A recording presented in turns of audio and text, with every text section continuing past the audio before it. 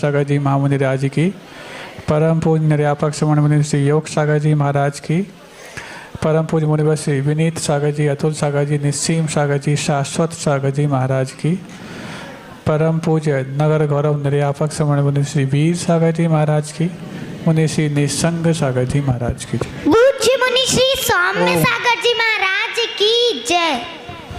जिनवर हमारे नेता, जिनवाणी सच्ची माता, गुरुदेव ही हमारे सन्मार्ग के प्रदाता, अरहंत मेरे मस्तक, आगम हमारे चक्षु, साधु हो मम हृदय में, बन पाए हम मुमुक्षु, श्रुत देव गुरु भक्ति, त्रैरत्न की हो शक्ति, अध्यात्म की हो युक्ति, मंजिल मिलेगी मुक्ति।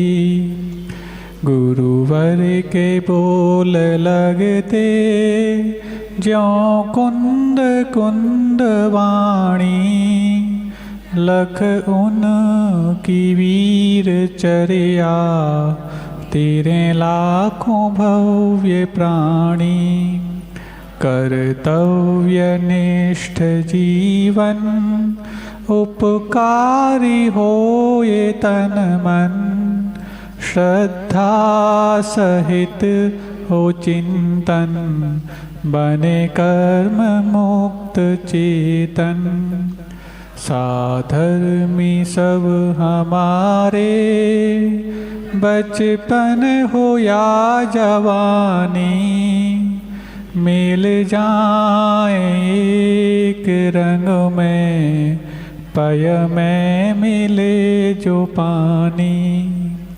पापों का जब हो तांडव, पहले बनूं मैं कायर, जब धर्म की हो बेला, पहले हो हम उजागर, संपत्ति जब निकट हो, बन जाऊं मैं विनय वीर, विपदाएं आवे सम्मुख, छोड़ूं कभी न मैं धीर, जब तन में उपजे व्याधि, या मन में होवे आधी, न चाहूं कुछ उपाधि, गुरुपद में हो समाधि। एक स्क्रू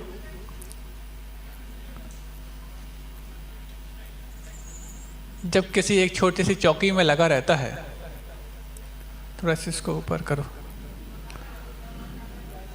तो वो चौकी के हलन चलन को रोके रहता है। जब वही स्क्रू किसी तख्त में लगा दिया जाता है, तो फिर वो उस तख्त को लुढ़कने से रोकता है। स्क्रू वही है। जब उसको किसी जनरेटर में लगा दिया जाता है, तो इलेक्ट्रिसिटी को जनरेट करने में मदद करता है। किसी पंप में लगा दिया जाता है तो पानी को पंप करने में मदद करता है, और किसी एरोप्लेन में लगा दिया जाता है तो सैकड़ों यात्रियों की जान को बचाने में मदद करता है। स्क्रू वही है। यदि उसकी स्थिति बदल दी जाती है, उसका स्थान बदल दिया जाता है, तो फिर उसका परिणाम भी बहुत बदला हुआ मिलता है। आज उत्तम त्याग का दिन है। त्याग तो कई जगह हो जाता है। त्याग जो किया जा रहा है या जो करने वाला है, उसका ज़्यादा महत्व है कि जहाँ किया जा रहा है उसका ज़्यादा महत्व है। इसके उदाहरण से तो ये लगता है कि वस्तु का महत्व और वस्तु को देने वाले का महत्व शायद कम है, वस्तु कहाँ दी जा रही है इसका महत्व ज़्यादा है। पात्र के महत्व से उस देय वस्तु और दाता इन दोनों का महत्व बढ़ जाता है। आज सुबह आपने उत्तम त्याग धर्म को वचनों की बजाय आचरण से काफ़ी हद तक जीने का प्रयास किया। सुबह से लेकर के और अभी भी बच्चे शाम को, कल भी कहा था, ये बच्चे वो धन कुबेर हैं, क्योंकि वो जो कुबेर बनाता है जिनालयों को, समूह शरण को, वो तो अस्थायी होते हैं। तीर्थंकरों के विहार के बाद वो विसर्जित हो जाते हैं। लेकिन यहाँ के धन कुबेर जिस समूह शरण को बनाने जा रहे हैं वो तीर्थंकरों के निर्वाण के बाद भी हजारों वर्षों तक जीवित रहने वाले हो रहे हैं। और ऐसे में इन धन कुबेरों का उस असली धन कुबेर से भी बड़ा योगदान मैं समझता हूँ। पात्रता हमेशा उस देय और दाता की कीमत को और बढ़ा के रखती है, और पात्रता सर्वश्रेष्ठ हो तो उस दाता को सर्वश्रेष्ठ दाता होने का सौभाग्य भी अर्जित कराती है। यूँ तो छूटना कई तरह से होता है। भीख के रूप में भी कुछ छोड़ दिया जाता है, भेंट के रूप में भी कुछ छोड़ दिया जाता है, उपहार में भी आप कुछ छोड़ना पड़ता है, और उपकार करते वक्त भी कुछ छोड़ना पड़ता है। दान में भी कुछ छूट जाता है और त्याग में भी कुछ छूट जाता है। टैक्स देने में भी कुछ छूट जाता है तो उपभोग करने में भी बहुत कुछ छूट जाता है। छूटता तो है ही, स्थायी तो कुछ है ही नहीं। लेकिन जिन जिन उपायों से आप छोड़ रहे हैं उन उपायों में आपकी मानसिकता क्या होती है आप देखिए। जब आप किसी को भीख दे रहे होते हैं तो उस वक्त भी आपसे कोई वस्तु छूटती है, और वो वस्तु छूटती है तो भीख देते वक्त आपके मन में परिणाम क्या होते हैं? ले तो जाओ, सुबह से परेशान कर रहे हो, दे दो, हाँ जाने दो, आगे दूसरे काम भी तो हैं। एक तिरस्कार के भाव हैं।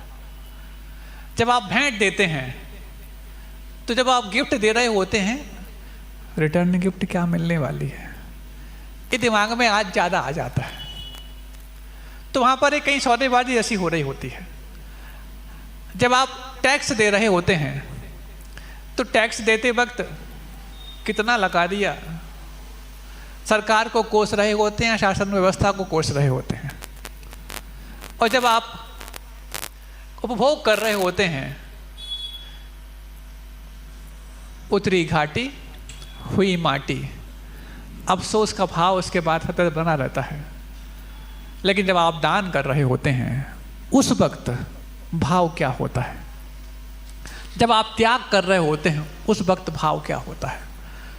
कुछ बचा करके कुछ दे देना, इसका नाम दान है, और बचाए बगैर सब कुछ दे देना, इसका नाम त्याग है। क्योंकि श्रावक का त्याग दान के रूप में ही संभव हो पाता है, और जब उसका त्याग के रूप में संभव हो पाता है तो वो श्रावक नहीं रह पाता है, वो श्रमण बनने लायक बन जाता है। ये शुरुआत जब बच्चों के हाथों से कराने की आप लोगों के मन में उठी तो ये वो शुरुआत है। हो सकता है ये शुरुआत उनके लिए महाव्रतों को अंगीकार करने की भूमिका और महाव्रतों को अंगीकार करने की भूमिका सिद्ध बनने की भूमिका में तब्दील होने लायक भी बन सकती है। इसको छोटा मोटा मत मानना कि आज एक महोत्सव बना लिया। ये बात अलग है कि आज चूँकि बच्चों के सुबह स्कूल रहते हैं, उसमें भी समस्या बच्चों की नहीं है, आप लोगों के ऐसे स्कूलों में पढ़ाने की है जहाँ पर परीक्षण पर्व में परीक्षाएं चला करती हैं, जानबूझ के चलाई जाती हैं, और उन्हीं स्कूलों में पढ़ाने को आप ये सौभाग्य मानते हैं। इतनी पढ़ाई होती है कि पर्यूषण पर्व में भी छुट्टी नहीं मिलती, ऐसा गर्व मानते हैं आप। जबकि वो जानबूझ करके ऐसे जब पर्व आते हैं उस समय एग्ज़ाम अवश्य रखेंगे, भले ही क्रिसमस पे ना रखा जाए। भले ही फ्राइडे पे ना रखा जाए, लेकिन इन समयों में जरूर रखा जाए, क्योंकि यदि आपके बच्चे इन समयों में साधुओं की सन्निधि को पालेंगे तो फिर हमारी हकीकत को वो जान जाएंगे, जिस हकीकत के तहत हम उनको वो शिक्षा दे रहे हैं जिस शिक्षा को उनके माता पिता नहीं पहचान पा रहे हैं, उनका उद्देश्य अवश्य पहचाना हुआ है। तो सुबह बच्चे नहीं आ पाए, अभी आ रहे हैं और अभी आते जाएंगे। ये मत समझना कि एक त्याग धर्म आज मातृता हो गया, आज से चालू हुआ है, और जब तक साधु यहाँ पर विराजमान रहेंगे तब तक सतत चालू रहेगा। ये वाली बात आप अपने अपने घरों तक पहुँचा दें। दूसरी बात और एक बात मैं कह दूं, कल आपसे कहा था सब अपने अपने सजा करके लेकर आएंगे, और ऐसा हुआ भी। अब आप लोगों के मन में वो प्रश्न होगा, बोले महाराज आपने एक बात और कही थी, जो इतना अच्छा सजा के लेकर आएगा उसको क्या प्राइज मिलेगी, सरप्राइज मिलेगी कि प्राइज मिलेगी, भगवान जाने। अभी तक तो कोई घोषणा हुई नहीं कि प्रथम प्राइज, प्रथम पुरस्कार किसको मिलने वाला है। अच्छा ये बताओ, पुरस्कार आपको किस रूप में चाहिए? शील्ड के रूप में चाहिए, कलश के रूप में चाहिए, प्रमाण पत्र के रूप में चाहिए, किस रूप में चाहिए? ये मिलना कोई बड़ी बात नहीं, मिल जाएंगे, और जब आप चाहोगे तब मिल जाएंगे। आज ही दिलवा दे, दिला दे महाराज जी, ठीक है वो तो जो मिल जाए ठीक है, लेकिन ये तो बता दो प्रथम पुरस्कार किसको मिला है। तो प्रथम पुरस्कार हम बता दें किसको मिला है, सुनना चाहोगे? पता नहीं महाराज जी आप क्या सुनाना चाहते हो, क्योंकि आपकी बातों में फंसना बहुत मुश्किल भरा होता है। आज जो, अच्छा ये बताओ, जो फंस गए वो बाद में हंस गए कि फंस गए? आज एक जो माहौल तैयार था सुबह, वो माहौल इसके पहले कभी नागपुर में बना? तो इसमें फंसना बोलोगे आप लोग क्या? खुशी खुशी सब मेरा दान स्वीकार कर लिया जाए, क्योंकि पात्रता जब दिख जाती है, पात्रता गुरुदेव के आशीर्वाद से जब पार्श्वनाथ भगवान को उनके नवीन जिनालय में स्थापित करने की हमने स्वीकार कर ली है, तो फिर तो ऐसे में तो हर व्यक्ति अपने भावों को बड़ा चढ़ा के प्रस्तुत करेगा। और वो माहौल आज तो एक वानगी के रूप में था, आगे ये माहौल शरद पूर्णिमा और दिवाली पे अलग ही रूप धारण करने वाला है। इसकी आज शुरुआत हुई है और बीच में तो डेली होने लग जाएगा। इसको मत समझना, क्योंकि कुछ लोगों ने, कुछ नाम ऐसे आए थे जिन्होंने अपनी पूरी राशि को जमा करा दिया, कुछ नाम ऐसे आए थे जिन्होंने अधूरी राशि जमा कराया, कुछ ऐसे नाम आए थे जिन्होंने अपना 10% जमा करा दिया, कुछ ऐसे भी थे जिन्होंने अपना 1% जमा कराया है। तो बाकी अभी तो और 99%, 90% और आधा % ये सब पर बाकी बचा हुआ चलता रहेगा। एक बार करके और अपने कर्तव्य की श्रीमत मान लेना, क्योंकि जब डेली कमाते हैं तो त्याग के माध्यम से डेली हल्का होना भी आपका फर्ज बनता है। ऐसे लोग भी एक मिसाल बन सकते हैं कि हम प्रतिदिन पुण्यानुभूति करेंगे, प्रतिदिन करेंगे। जब प्रतिदिन पापानुभूति कर रहे हो कमा करके, तो कम से कम जब तक साधु हैं तब तक पुण्यानुभूति तो कर सकते हैं जमा करके। यदि हो जाए तो वो शायद पुरस्कार अपने आप में पालेगा, और फिर उसको वस्तु के रूप में बाहर से पुरस्कार दिया जाए तो उसको कोई फर्क पड़ने वाला नहीं है। हमने सुबह ही निगाह डाली थी कि किसकी कितनी अंदर कितनी सुंदर कृति यहाँ पर है। पुरस्कार किसको देना दिमाग में तो आ ही गया है। अब आप सुनना चाहोगे तो हम उस पुरस्कार को मंच से देना नहीं चाहते। रही बात आपको आशीर्वाद, तो आशीर्वाद तो मंच से खूब मिला, सुबह से हमारा लोग सबने दिया, लेकिन किसी वस्तु के रूप में पुरस्कार यदि आप जानना चाहते हो तो समय पर मिल जाएगा, चाहे वो मंच से मिले चाहे कहीं और से मिले, उस तक पहुंच जाएगा। आप ये मत समझना कि महाराज जी अपनी बात को कहकर भूल गए। हमें जो बात आपको कहनी होती है वहाँ पर हम पक्का याद रखते हैं। हमने आंखों में देख लिया था और परख लिया था कि किसकी सबसे अच्छी सुंदर कृति है। एक और चीज़ सामने आई आज सुबह, एक बिटिया जो मेहंदी लिखने का काम करती है, नाम मत बोलो, सब समझ जाएंगे, सब जानते हैं उसको, मेहंदी लिखने का काम करती है।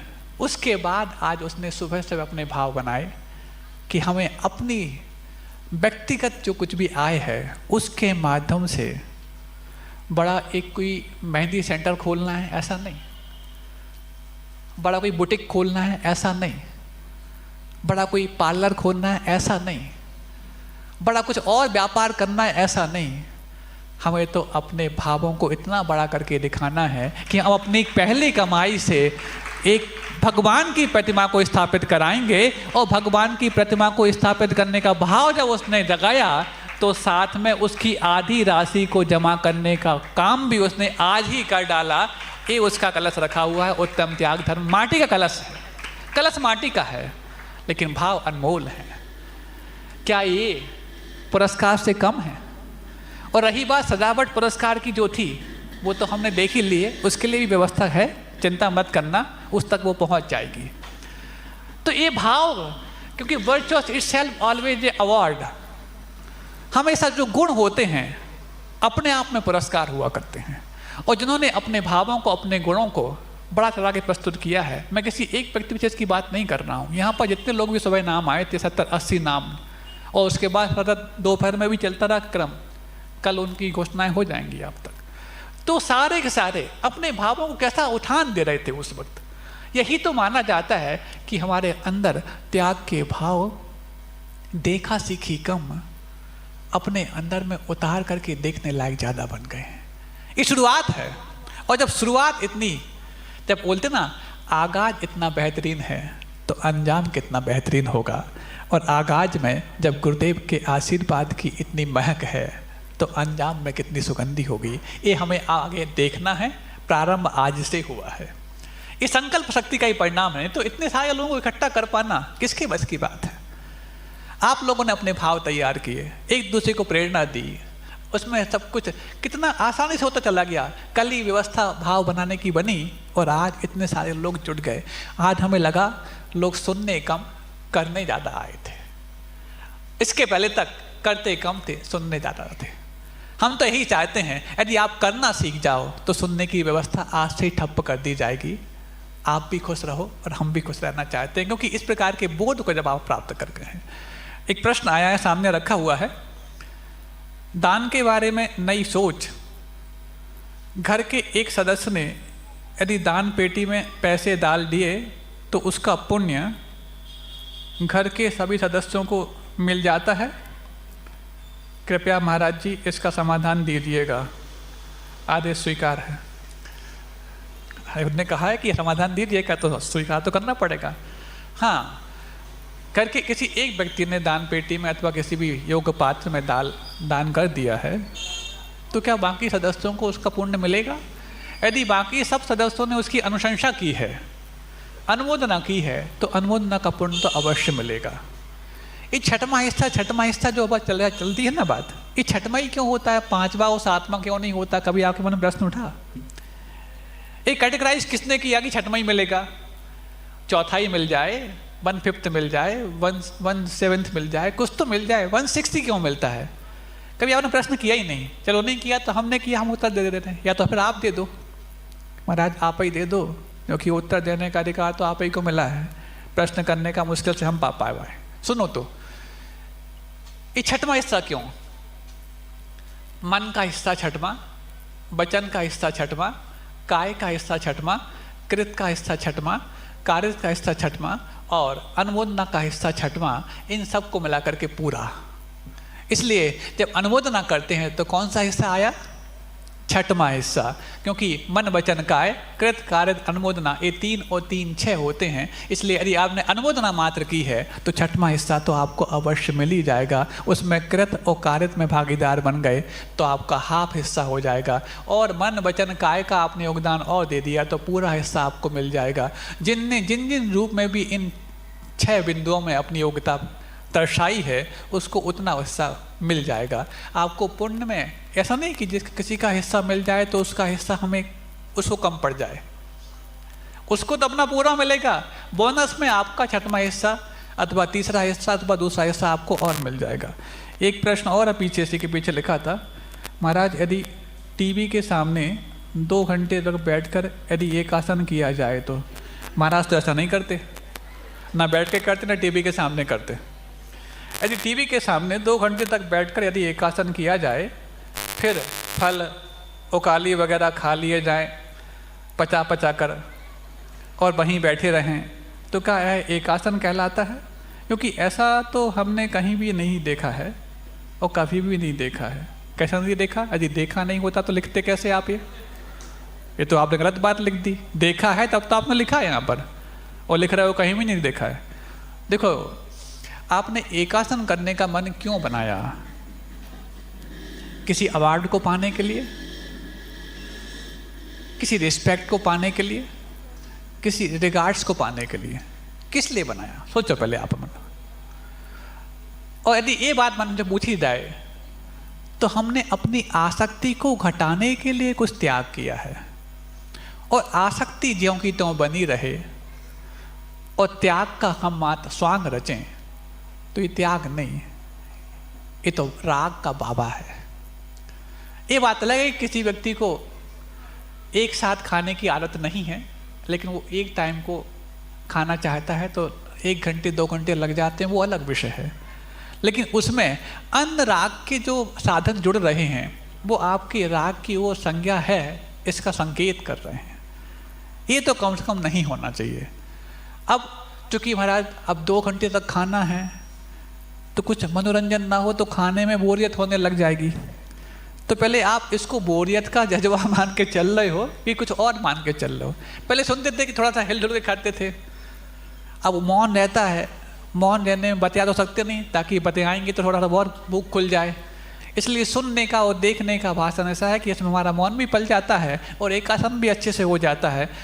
मुख्य बात आप समझिए, राग आसक्ति और राग को कम करने के लिए सारे के सारे तप होते हैं। इच्छा निरोधस तपः, कर्म क्षयार्थम तप्यते इति तपः। जो कर्मों को क्षय करने के लिए तपा जाता है उसका नाम तप है, ना कि राग वर्धन के लिए तपा जाता है उसका नाम तप है।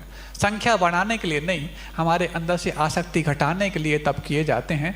आसक्ति हर तरीके से कम होनी चाहिए। कम से कम उन दिनों में जब हम एकासन उपवास अथवा कुछ और कर रहे होते हैं, उस वक्त तो राग वर्धक चीज़ों से अपने आप को दूर ले जाने का जितना प्रयास किया जाए, तभी तो जाकर के हमारे अंदर की कषाएँ क्या परिणमन कर रही हैं इसको परखने का हमें चांस मिलेगा। नहीं है तो जो कि तुम लाइफ स्टाइल पहले चलती थी अभी भी चल रही है, हमने वहाँ पर अपना एकासन तप नहीं किया, एक टाइम भूखा रह लिया।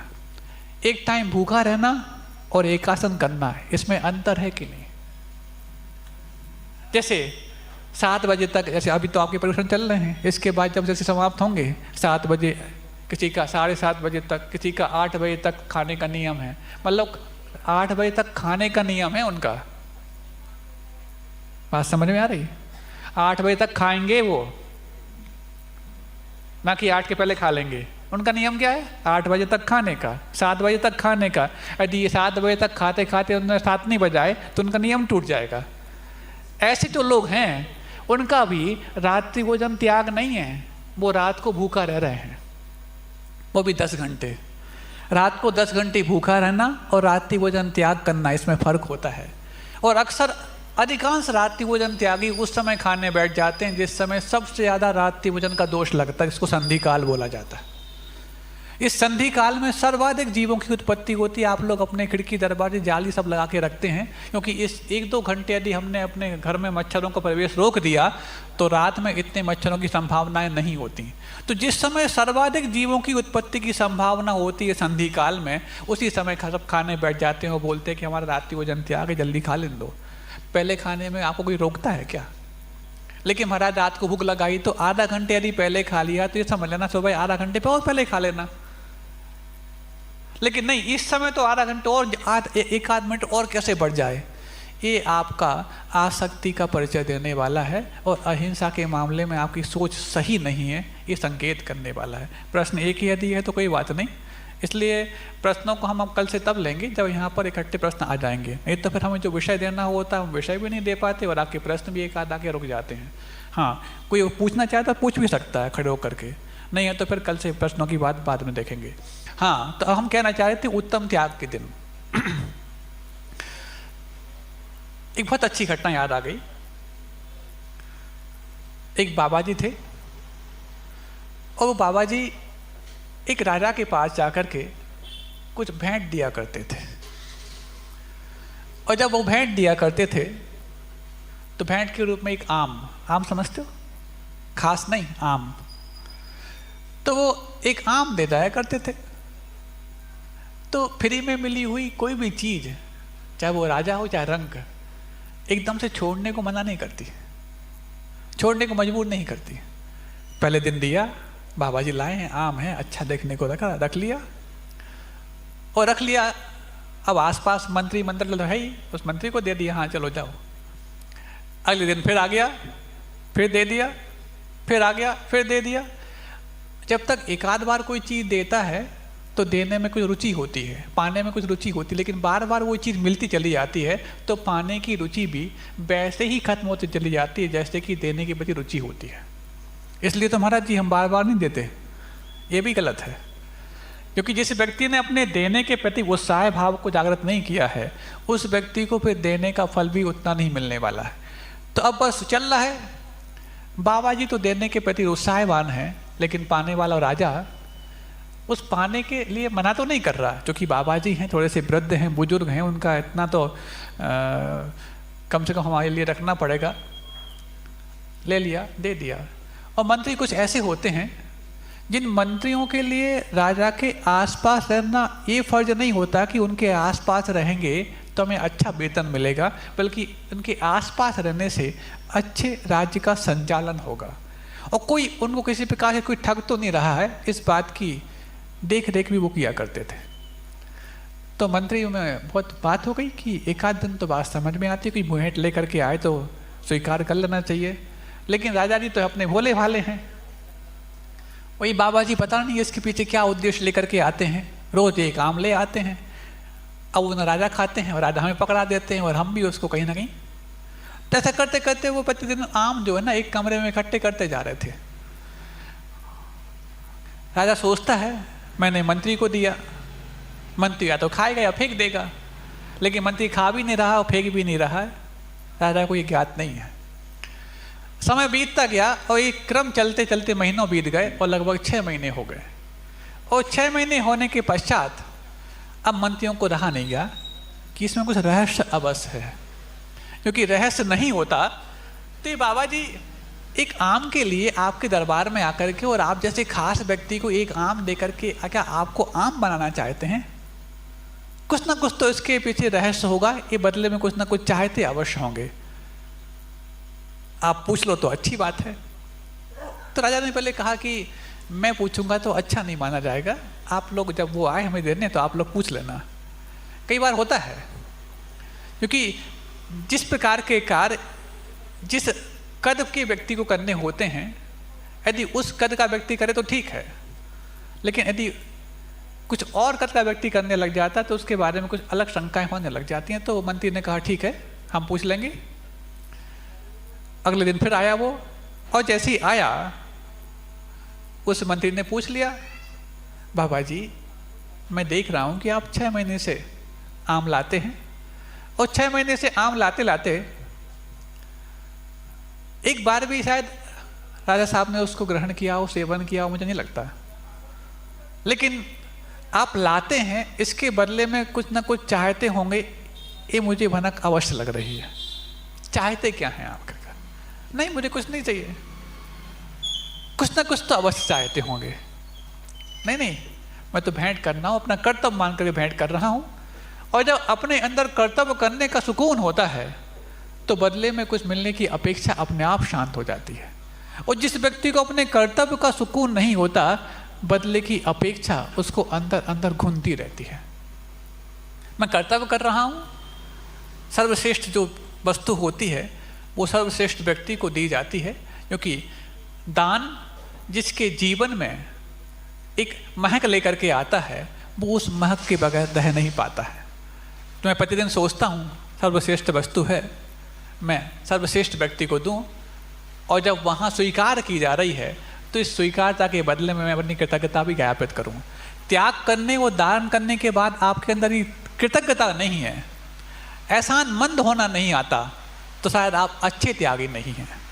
क्योंकि एहसानमंद वो हो जिसको मैंने दिया है कि मैं हूँ, नहीं मैं हूँ, क्योंकि मैंने दिया है, मेरी दी हुई चीज़ को उन्होंने स्वीकार कर लिया है, इससे मेरी महिमा को उसने बढ़ा दिया है कि तुम्हारी वह चीज़ स्वीकार करने योग्य है।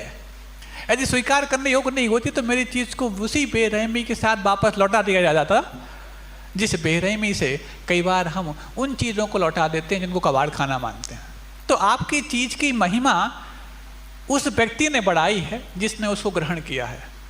तो मैं समझता हूँ कि स्वीकार करते जा रहे हैं, मेरे आम की कीमत वो खास बनाते जा रहे हैं, इसलिए मैं देता जा रहा था।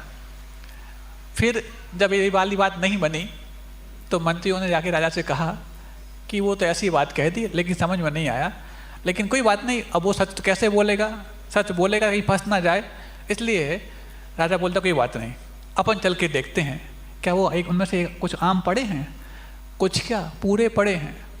पूरे पड़े हैं 6 महीने से, हाँ 6 महीने से न मैंने फेंका नहीं, पता नहीं इसमें क्या रहस्य होगा, क्योंकि मंत्रियों का कर्तव्य होता है राज्य और राजा की सुरक्षा करना। एक कक्ष में उसको पटकता जा रहा हूँ, चलो देखते हैं। दोनों जाके देखते हैं तो कुछ सड़ गए हैं, कुछ गल गए हैं, कुछ में जीव जंतु पड़ गए हैं, लेकिन उन्हीं में क्या देखता है कि कुछ एक चमकदार उसमें कुछ दिख रहा है। वो चमकता कुछ नहीं था, हीरा था। हर एक आम में एक हीरा था। अब जब उसको देखा कि हीरा है तो बस बाबा जी को बुलाते हैं कि इसमें तो हीरे हैं, हर आम में एक हीरा दिख रहा है, सड़े गले आम में भी दिख रहा है। बोले मैं तुम्हें इस आम को देख करके यही एहसास कराना चाहता था कि ये सड़ जाए चाहे गल जाए, इसमें हीरा बनने के चांस अवश्य मौजूद रहते हैं। यदि आप तुम चाहो तो इसको हीरे की कीमत ना करके इसको सड़ने गलने के लिए फेंक सकते हो, सड़ने गलने के लिए मजबूर कर सकते हो। और यदि अंदर के उस हीरे की आपने परख कर ली है तो सड़े हुए इस शरीर में से भी अपने आत्मरतन को प्राप्त करने का उपाय कर सकते हो। और वो उपाय ग्रहण करने से नहीं होगा बंधु, त्याग करने से होगा। जैसे लोहा होता है, लोहा जंग को ग्रहण करता है। जैसे पानी गिर रहा, लोहे पे गिरेगा, हवा लगेगी, जंग लग जाएगी। लोहा जंग को ग्रहण करता है और अंत तो जाकर के वो जंग लोहे को ग्रहण कर जाती है।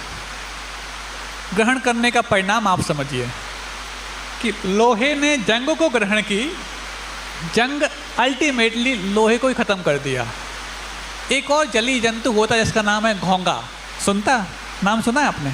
घोंगा एक जलीय जंतु होता है। वो क्या होता है, उसको मछली निगल जाती है और अंदर ही अंदर घोंगा उस मछली को साफ कर देता है। ये ग्रहण करने का परिणाम है। और त्याग का परिणाम तो सुबह से आप सुन रहे हैं और देखते भी आ रहे हैं। एक और प्रश्न आ गया, हम भी अपने समय का त्याग करके इसको उत्तर दे देते हैं। मुनिश्री जी, तेजस व कार्मण शरीर जीव के साथ सदैव रहते हैं, लेकिन सिद्ध परमेष्टि तो अशरीरी होते हैं। फिर तेजस व कार्मण वर्गणाएँ उनकी कहाँ चली जाती हैं?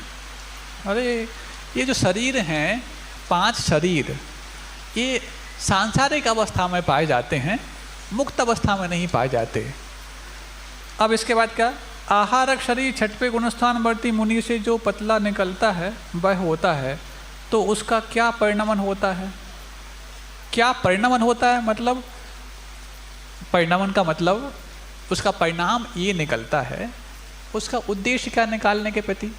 7वें गुणस्थान में तो उसका बंध होता है, लेकिन प्रयोग 6ठे गुणस्थान में होता है। अब कुछ मन में जिज्ञासा उत्पन्न हो जाए अथवा तीर्थ वंदना इत्यादि का भाव पैदा हो जाए, लेकिन संयम का परिपालन भी करना हो, तो ऐसे में जब इस प्रकार की विशुद्धि बढ़ती है तो जिन मुनिराजों के पास आहारक रिद्धि होती है वो इनका प्रयोग करके मूल शरीर को छोड़े बगैर उस स्थान पर जाकर जहाँ पर समाधान मिलता है केवली सुत केवली के पादमूल में, अथवा जिस तीर्थ वंदना का भाव उनके अंदर जागृत हुआ है वहाँ पर जाकर के और अंतर मुहूर्त में अपनी उस समाधान को प्राप्त करके वापस लौट आते हैं। ये उसका परिणमन होता है।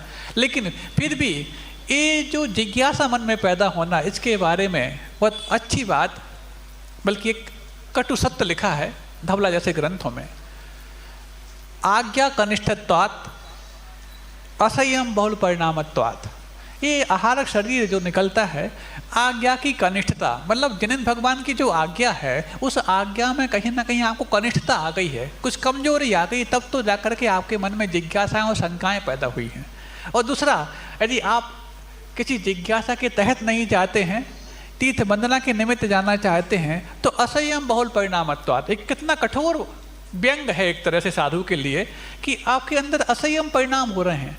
असंयम का परिणाम का मतलब वैसे नहीं जैसे कि असंयमी की होते हैं, मतलब संयमी होकर के भी आप अपने अंदर उस तीर्थ वंदना का जो भाव है उसको नियंत्रित नहीं कर पा रहे, इस संबंधी जो आपका असंयम हो रहा है, तब जाकर के आपको आहारक रिद्धि के प्रयोग करने का भाव हो रहा है।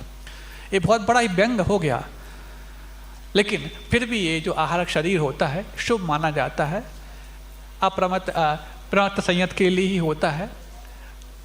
शुभम विशुद्धम अभ्याघाति चाहारकम प्रमत्त संयत सैव, ये जो सूत्र है इसके माध्यम से इसकी पर्याप्त व्याख्या पूर्व में हो चुकी है। तो यदि इतना ही इस प्रश्न का भाव है तो उत्तर हमने दे दिया। और जो पहले आपने प्रश्न किया सिद्ध परमेष्टि अशरीरी होते हैं, फिर तेजस और कार्म वर्गणाएँ उनकी कहाँ चली जाती हैं, ये वर्गणाओं का ग्रहण करना जिस कारण से होता है, वो जब वो कारण ही समाप्त हो चुका है तो वर्गणाओं को ग्रहण कैसे करेंगे। जब रिसीवर ही खत्म हो गया तो रिसीव कैसे किया जाएगा, जब योग ही खत्म हो गया तब कैसे होगा। अब तो मात्र जो शरीर को चलाने के लिए अथवा अन्य व्यवस्थाओं को चलाने के लिए जो वर्गणाओं को ग्रहण करना होता था इस योग इत्यादि के माध्यम से, जब योग ही समाप्त हो गए, अयोग केवली तो बहुत दूर की बात है, संसार से ही मुक्त हो गए, तो इन वर्गणाओं का कोई उपयोग नहीं है। जब उपयोग नहीं है तो उनके साथ रहने का संभव भी नहीं है। ये इस प्रश्न का उत्तर हो गया, एक ही है। हाँ, तो हम बात कर रहे थे कि उस उत्तम त्याग की बात। वो उत्तम त्याग हमारे जीवन में मात्र उस मन में उठने वाली चंचलता को ही विराम नहीं दिलाता, बल्कि हमारे अंदर जो उज्ज्वलता बैठी हुई है उसको भी उद्घाटित करने का बहुत बड़ा उपाय साबित होता है। उदाहरण दिया जैसे कि लोहा जंगों को खाता है और अल्टीमेटली जंग लोहे को खा जाती है, ये ग्रहण का परिणाम होता है। और त्याग के माध्यम से बिना संघर्ष के तो हीरा भी चमक नहीं पाता है। हीरा चमकदार होता है, हीरे की कीमत जौहरी पहचान सकता है, हर व्यक्ति जानता है, लेकिन हीरे की कीमत जौहरी के अलावा अन्य कोई पहचान पाए वो तभी संभव है जब वो शान पे चढ़ पाता है। और शान पे चढ़ने से कुछ ग्रहण नहीं कराया जाता, बल्कि जो और है उसको भी छांटा जाता है। तलाशने के माध्यम से चमक किसको प्राप्त हो पाई हमें नहीं मालूम, लेकिन तराशा जाए तो पत्थर भी चमकदार बन जाता है। ये त्याग धर्म आपके जीवन को तराशने के लिए होता है। आज जितना तराशा है उस तराशने से यदि आपकी चमक बड़ी हो तो ये तराशना सतत जारी रहे। अहिंसा परमो धर्म की, बोधि समाधि परिणाम शुद्धि, स्वात्मोपलब्धि शिव शौक सिद्धि, चिंतामणिम चिंतित वस्तु दाने त्वाम वंदे मानस्य ममास्तुते।